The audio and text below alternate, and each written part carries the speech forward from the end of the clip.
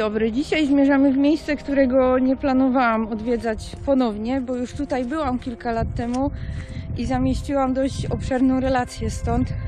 Mianowicie idziemy w stronę bunkra 44 obszaru warownego Śląsk. I to pewnie wielu osobom nic nie powie, ale jak powiem, że bunkier satanistów, no to już w tym momencie więcej osób skojarzy. No i tak przewracam oczami, bo ta miejscówka się stała bardzo popularna w ostatnich latach. No jak wiadomo, w 1999 roku doszło tutaj do podwójnego morderstwa. Zginęło w bestialski sposób 2 nastolatków i podobno, chociaż nie jestem pewna, czy to prawda, bo nie mogę tego nigdzie potwierdzić, było to ostatnie rytualne poświęcenie ludzi w Europie. Natomiast nie śledzę bieżących statystyk, więc nie wiem, czy tak było faktycznie. No i miejsce się stało popularne wśród łowców duchów i innych takich różnych pasjonatów. No jedni twierdzą, że to jest niesmaczne, bo jednak tutaj zginęło 2 młodych ludzi. Inni twierdzą, że to jest ciekawe. Znawcy ezoteryki mówią, że przede wszystkim ten rytuał, który się tam odbywał, nigdy nie został zakończony, więc do dzisiaj z tego miejsca emanują jakieś siły nieczyste. No ja głównie wracam po prostu zweryfikować, w jakim to miejsce jest obecnie w stanie, a jak już się wybieram, to w sumie opowiem to, co opisywałam parę lat wcześniej w artykule, bo myślę, że to jest ciekawe, żeby pewną symbolikę Wam przybliżyć i opisać. Tu jest według oznaczeń Google schron obszaru warownego Śląsk numer 5. Tam jest rzymska 5. Ja tego jakoś nie analizowałam zbyt wnikliwie, ale jak już tu jesteśmy, a ostatnio jakoś tego też nie przeanalizowałam wnikliwie te parę lat temu, to można by się tu chyba trochę zagłębić. Zobaczymy, ale pewnie jest zasypany. No tak, ten schron jest po prostu zalany, więc niestety nie pokażę Wam zbyt dużo, ale 2 butelki z piwa się tam odznaczają. Schron noszący oryginalnie numer 44 wybudowano na przełomie lat 1937 i 1938 podczas drugiej rozbudowy umocnień szyb Artura. Całość tej linii fortyfikacji przebiega w pobliżu obecnej autostrady A4, rozciągając się od potoku Bielszowickiego na południowy zachód przez okolice ulicy Polnej, szlak imienia Karola Goduli, aż po okolice ulic Zapolskiej i Orzeszkowej. Schron 44 był najcięższym artylerii przeciwpancernej i broni maszynowej. Na wyposażeniu znajdowały się ręczny karabin maszynowy, ciężki karabin maszynowy oraz polowa armata przeciwpancerna. W korytarzu można było natomiast usytuować moździerz z obsługą. Po zakończeniu działań wojennych cała linia fortyfikacji popadła w zapomnienie. Schrony stały się popularnym miejscem rezydowania bezdomnych oraz schadzek młodzieży. Tak samo było również w 1999 roku. Określająca siebie mianem satanistów 2 przyjaciół z Rudy Śląskiej, Tomasz i Robert, od pół roku planowała rytualne zabójstwo oraz samobójstwo w ofierze dla szatana. Tomasz, pod którego Robert był silnym wpływem, uznawał siebie za Adama, lidera duchowego sekty. Swoją wiedzę na tematy okultystyczne i demonologiczne czerpał z książek, artykułów i opowiadań. Był przekonany o swojej racji i głęboko kultywował wiarę w szatana. Dzisiaj określilibyśmy nurt, jakim podążał, mianem satanizmu deistycznego, który tak de facto stoi w ogromnej mniejszości w stosunku do satanizmu lawejańskiego, nie będącego istotnie doktryną religijną, jednak bardziej medialnego. Dla Tomasza satanizm był wiarą, religią i doktryną. Wraz ze swoją ekipą, których uważał za członków własnej sekty, regularnie spotykali się w bunkrze, urządzając na miejscu libacje alkoholowe i orgie. Dla większości młodzieży była to zabawa, dla Tomasza niekoniecznie.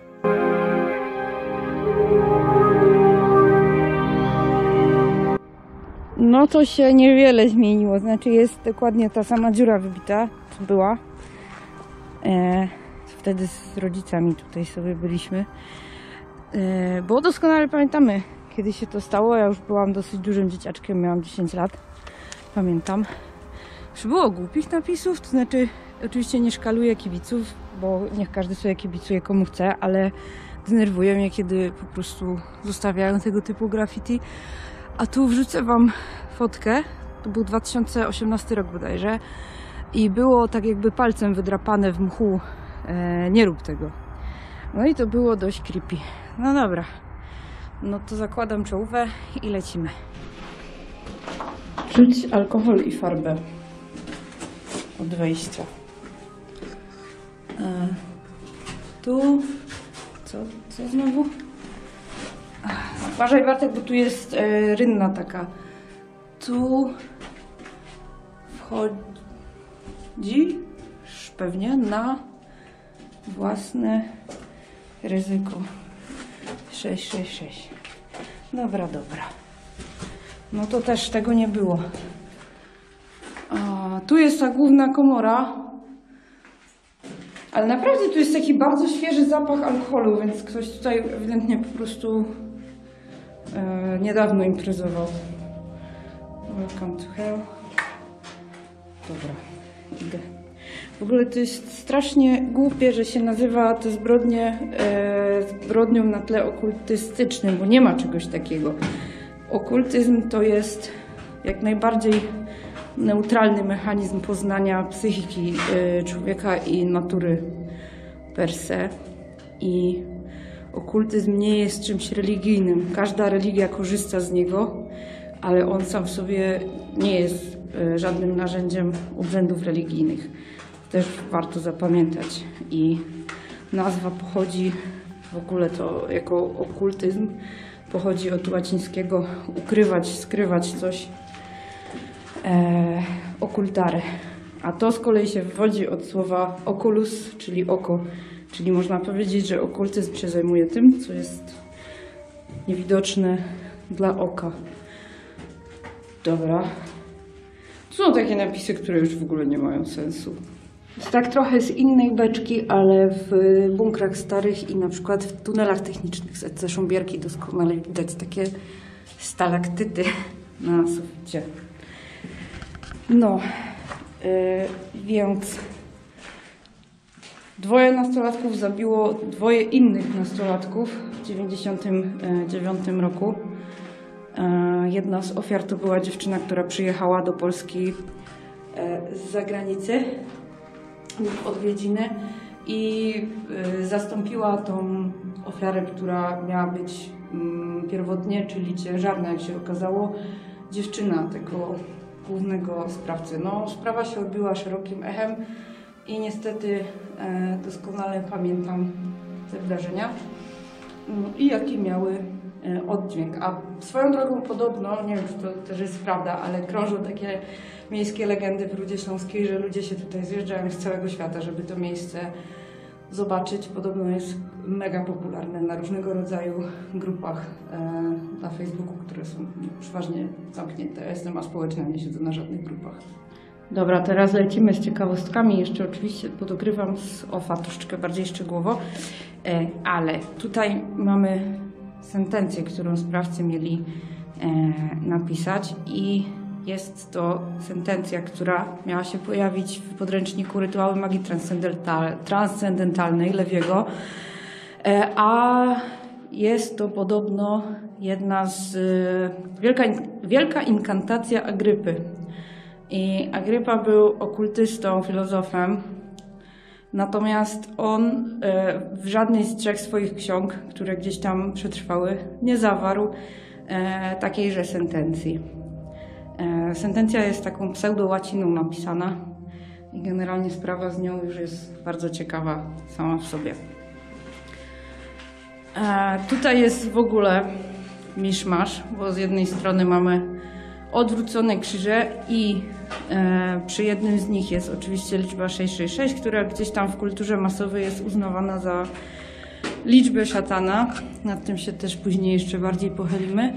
I tutaj mamy różne wersje krzyży chaosu, ale też, co mnie ciekawi, symbol egipskiego bóstwa Amon-Ra, które zresztą, nie wiem, czy to widać, mam też wytatuowane, ponieważ to nie jest w żadnej mierze symbol satanistyczny, ani jakiś negatywny, który by emanował złą energią.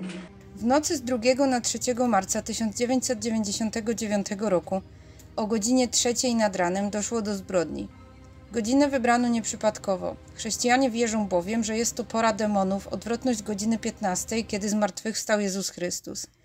Rytuał rozpoczął się od wymalowania przez morderców symboli na ścianach bunkra. Na ziemi wyrysowali pentagram, wewnątrz którego nakazali uklęknąć Karinie i Kamilowi. Dla ofiar był to kolejny raz, kiedy partycypowali w obrzędach, nie czuli więc strachu. Zabójcy kazali pochylić im głowy, a następnie w brutalny sposób zasztyletowali swoje ofiary. Mordercy, wbrew pierwotnym planom, nie zdecydowali się na popełnienie rytualnego samobójstwa. Podczas procesu przyznali się od razu do zarzucanych im czynów. Nie przyznali się natomiast do zacierania śladów. Co ciekawe, to jest pentagram biały, czyli taki, który ma jeden wierzchołek do góry i reprezentuje wyższość rozumu nad rządzami, bo jakbyśmy zrobili, tak? Byłby ten czarny pentagram, to by wtedy symbolizował wyższość rządów nad rozumem. Także żeby nie było, ja ogromnie potępiam to, co ci ludzie tutaj zrobili. Uważam, że i tak dostali zbyt słabe kary. Jest też niewyjaśniony aspekt tej sprawy, bo te zwłoki, które tu znaleziono, były podobno częściowo nadpalone i o ile sprawcy mieli się przyznać do dokonania samego mordu, to nie przyznawali się do zbezczeszczenia tych zwłok, więc ten aspekt nadal pozostaje nie do końca wyjaśniony. Więc potępiam oczywiście to, co się tutaj stało. Potępiam w pewnym sensie też latanie tutaj z telefonami komórkowymi, z jakimiś aplikacjami do poszukiwania duchów. Też uważam, że to jest niesmaczne. Natomiast jeżeli chodzi o samą symbolikę tutaj, no to naprawdę dla osób takich jak ja, zainteresowanych okultyzmem, to jest kopalnia tego, żeby przekonać się, jak bardzo ludzie robią to źle i nie mają zielonego pojęcia w ogóle, co piszą i co gadają. Wracając do najdłuższej inkantacji, nadmienię, że Heinrich Cornelius Agrippa był alchemikiem, astrologiem i okultystą, który miał zaprzedać duszę samemu diabłu. Mimo że żył na przełomie XV i XVI wieku, autorstwo inwokacji przypisał mu dopiero w XIX wieku Elifasz Lewi. Jednak w istocie frazę spopularyzował nie kto inny, a ojciec współczesnej grozy, czyli Lovecraft. Została ona użyta w opowiadaniu Przypadek Charlesa Dextera Warda w opisie wskrzeszenia Josepha Corwena. Ta sama inwokacja, pisana w odmienny sposób, znajduje się także w tłumaczeniu Większego Klucza Salomona. Niektóre źródła przypisują autorstwo Pietro d'Abano, żyjącemu na przełomie XIII i XIV wieku dominikańskiemu alchemikowi skazanemu na spalenie na stosie. D'Abano popełnił samobójstwo przed wykonaniem wyroku. Ciężko jest jednoznacznie zinterpretować inwokację. Jej istotą jest podkreślenie składania ofiary z dwojga. Znajdujące się wśród symboli oko księżycowe, czyli oko Horusa, Wadżet, reprezentuje w mitologii staroegipskiej odrodzenie oraz drogę do zdrowia. Jest to potężny amulet chroniący przed wszelkim niebezpieczeństwem, a przede wszystkim chroniący życie samo w sobie. Jego ułamkowa konstrukcja pozwalała Egipcjanom na zastosowanie go w zapisie matematycznym. Myślę, że pseudosatanistom mogło chodzić o zapis symbolu bóstwa Amon-Re, co i tak nie ma żadnych powiązań z satanizmem. Najprawdopodobniej oko Horusa znalazło się na ścianie bunkra jako samadhi, superświadomość. Wszechwidzące oko, symbol gnozy, wszechwiedzy i boskości, jak i piramida to także symbole masońskie. Spory trójząb jest kolejnym symbolem zaczerpniętym z wierzeń przedchrześcijańskich. Tak zwany trójząb diabła w rzeczywistości pochodzi z hinduizmu, gdzie zwany jest Trishul i symbolizuje przebijanie się przez 3 węzły w czakrach, podstawy serca oraz Granthi. Jest on atrybutem boga Shiwy. Oczywiście w wierzeniach indoeuropejskich był to atrybut Posejdona w Grecji i Neptuna w Rzymie, którzy korzystali z niego, aby wzbudzać fale i burze.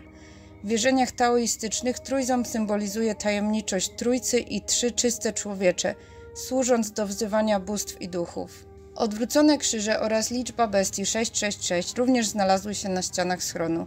Liczba bestii odnosi się faktycznie do postaci z 13 rozdziału Apokalipsy Świętego Jana, konkretnie pierwszej z bestii, popularnie utożsamianej z szatanem lub antychrystem.